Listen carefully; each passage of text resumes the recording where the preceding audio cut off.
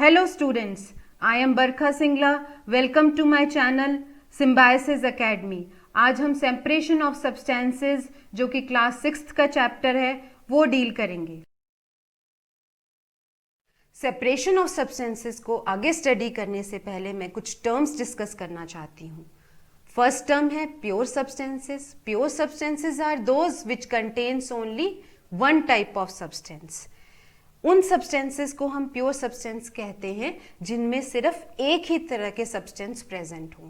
For example distil water. Distil water को हम pure substance कहेंगे क्योंकि इसमें सिर्फ वाटर मॉलिक्यूल्स प्रेजेंट होते हैं। लेकिन रेन वाटर या फिर टैप वाटर या फिर रिवर वाटर को हम प्योर सब्सटेंस नहीं कहेंगे क्योंकि उसमें जर्म्स, मिनरल्स, डस्ट या दूसरी इम्प्यूरिटीज प्रेजेंट हो सकती हैं। नेक्स्ट एग्जाम्पल है common salt. Common salt NaCl, नमक जो सबकी किचन में अवेलेबल होता है, उसको हम प्योर सब्सटेंस कहेंगे। लेकिन अगर इसमें भी कुछ इम्प्यूरिटीज प्रेजेंट है तो हम इसको प्योर सब्सटेंस नहीं कहेंगे। नेक्स्ट टर्म है मिक्सचर।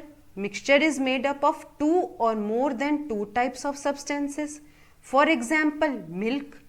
मिल्क को हम प्योर तब कहते हैं जब इसमें कोई भी मिलावट नहीं होती, लेकिन केमिस्ट्री के टर्म्स में हम मिल्क को प्योर सब्सटेंस नहीं कह सकते। मिल्क को मिक्सचर कहते हैं क्योंकि इसमें वाटर, फैट्स, प्रोटीन्स, मिनरल्स और बहुत सारी चीज़ें मिली होती हैं, तो मिल्क को हम मिक्सचर कहते हैं। नेक्स्ट एग्जाम्पल है mixture of salt and water. अगर हम सॉल्ट और वाटर को आपस में डिसॉल्व कर दें तो ये सॉल्ट और वाटर का मिक्सचर बन जाता है। ये मिक्सचर किन दो चीज़ों से मिलकर बना है? सॉल्ट और वाटर। तो सॉल्ट और वाटर को हम क्या बोलेंगे? Components of mixture. Components of mixture are the substances that constitute a mixture. जिन चीज़ों को मिलाकर मिक्सचर बना है उन चीज़ों को हम कंपोनेंट्स ऑफ मिक्सचर बोलते हैं। तो यहाँ पे सॉल्ट और वाटर इस मिक्सचर के कंपोनेंट्स हो गए और इस चैप्टर में हम इन्हीं कंपोनेंट्स को सेपरेट करने के बारे में स्टडी करेंगे। अब हम करेंगे कि हम कंपोनेंट्स को मिक्सचर्स में से सेपरेट क्यों करते हैं। Reasons for separating mixtures into their components. First reason है to remove an undesirable component from a mixture. Undesirable से हमारा मतलब है जो चीज़ें हमारी ज़रूरत की नहीं होती उनको हटाना। जैसे हम चाय बनाते हैं तो हम टी लीव्स यानी चाय पत्ती को क्या कर देते हैं? उसमें से छान कर उसको अलग कर देते हैं। क्यों? क्योंकि वो हमारी ज़रूरत की नहीं होती। तो अनडिजायरेबल कंपोनेंट्स को हटाने के लिए हम सेपरेशन करते हैं। नेक्स्ट है to remove an harmful component from the mixture. Harmful components कौन से होते हैं? जो हमें नुकसान पहुंचाते हैं, उनको अलग करना। जैसे हम बाजार से वीट, पल्सेस, राइस, दालें वगैरह लेके आते हैं तो हम क्या करते हैं? उसमें से स्टोन्स, इंसेक्ट, स्ट्रॉज वगैरह को क्या करते हैं? अलग कर देते हैं। क्यों? क्योंकि वो हम खाएंगे तो वो हमारी बॉडी को नुकसान पहुंचाएंगे। तो हार्मफुल कंपोनेंट्स को अलग करने के लिए हम सेपरेट करते हैं। नेक्स्ट है to obtain the pure sample of a substance. एक इम्प्योर सैंपल में से प्योर सैंपल निकालने के लिए भी हम सेपरेट करते हैं। अब हमें केमिस्ट्री लैब में एक्सपेरिमेंट्स करने के लिए क्या चाहिए? प्योर वाटर चाहिए। हम टैप वाटर नहीं यूज़ कर सकते क्योंकि उसमें सॉल्ट्स होते हैं, डस्ट पार्टिकल्स होते हैं, जर्म्स होते हैं, बैक्टीरिया होते हैं। तो हमें प्योर वाटर चाहिए जिसको हम डिस्टिल वाटर बोलते हैं।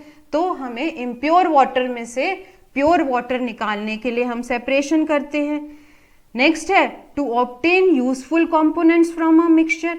अब कई बारी हम मिक्सचर को एज सच नहीं यूज कर सकते, उसके कंपोनेंट्स अलग कर करके ही हम यूज कर सकते हैं।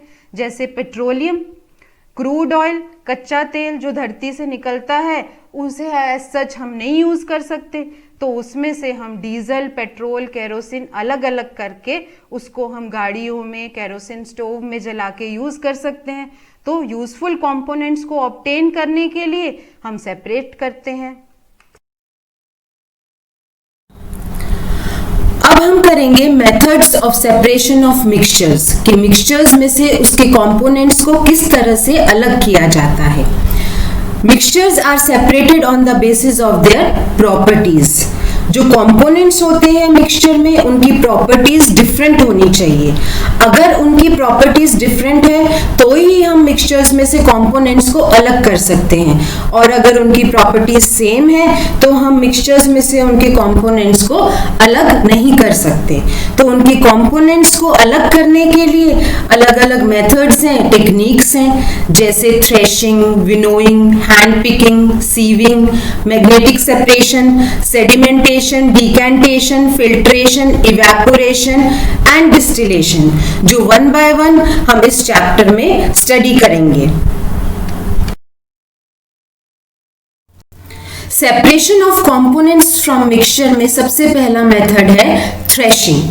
जब क्रॉप को हार्वेस्ट कर लिया जाता है तो जो ग्रेन्स होते हैं वो स्टॉक से अटैच होते हैं और एक थिन कवरिंग जिसे हम चैफ कहते हैं उससे कवर्ड होते हैं। अब जरूरत है इन ग्रेन्स को इन चैफ से अलग करने की, तो ये हम थ्रेशिंग प्रोसेस से करते हैं। Threshing is the process in which stalks of wheat, paddy, etc.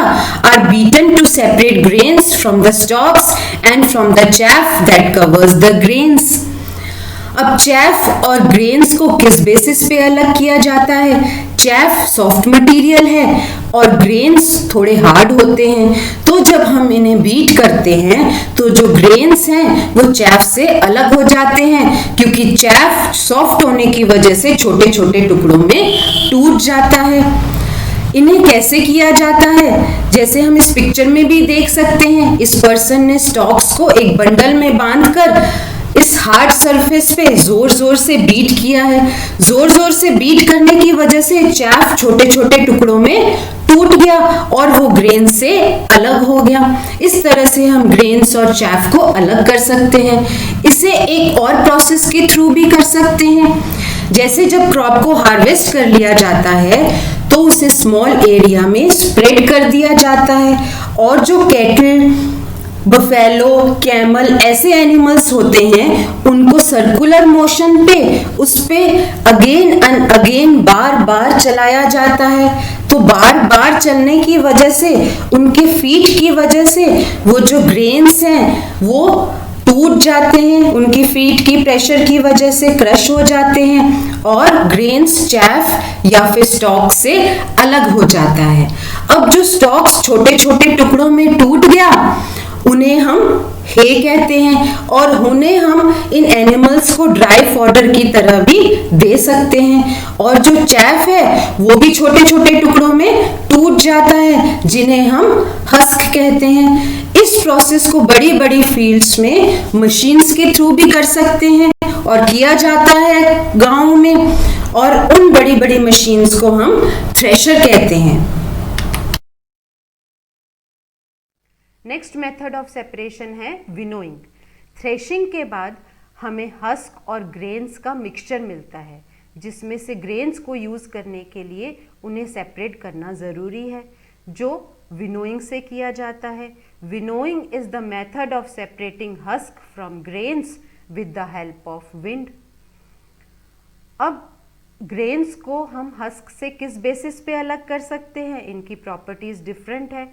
Husk जो है वो वेट में लाइट होता है और जो ग्रेन्स हैं वो वेट में हैवी होते हैं।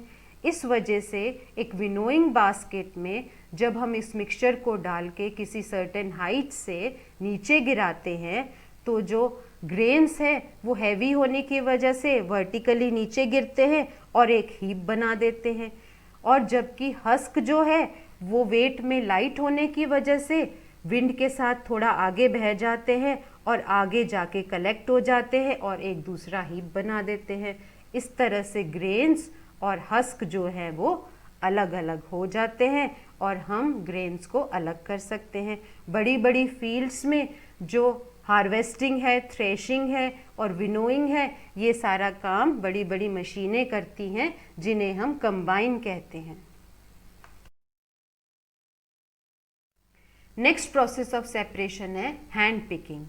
अब जब हम बाज़ार से राइस, पल्सेस, व्हीट लेके आते हैं तो उसमें कुछ इम्प्यूरिटीज़ जैसे स्टोन्स, इंसेक्ट्स, स्ट्रॉज प्रेजेंट होते हैं जो कि कम अमाउंट में होते हैं और उन्हें सेपरेट करने की नीड होती है।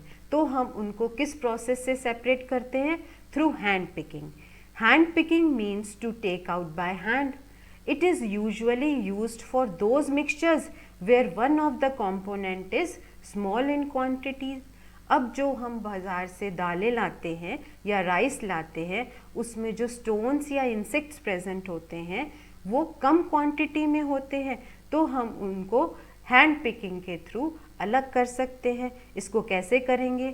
जो वीट या पल्सेस हैं उनको हम एक बड़े से फ्लैट कंटेनर में रख लेंगे, जैसे कि थाली, और 1 बाय 1 हैंड से हम उसको देख देख के स्टोन्स और इंसेक्ट्स को हटा देंगे और अलग एक हीप में कलेक्ट कर लेंगे.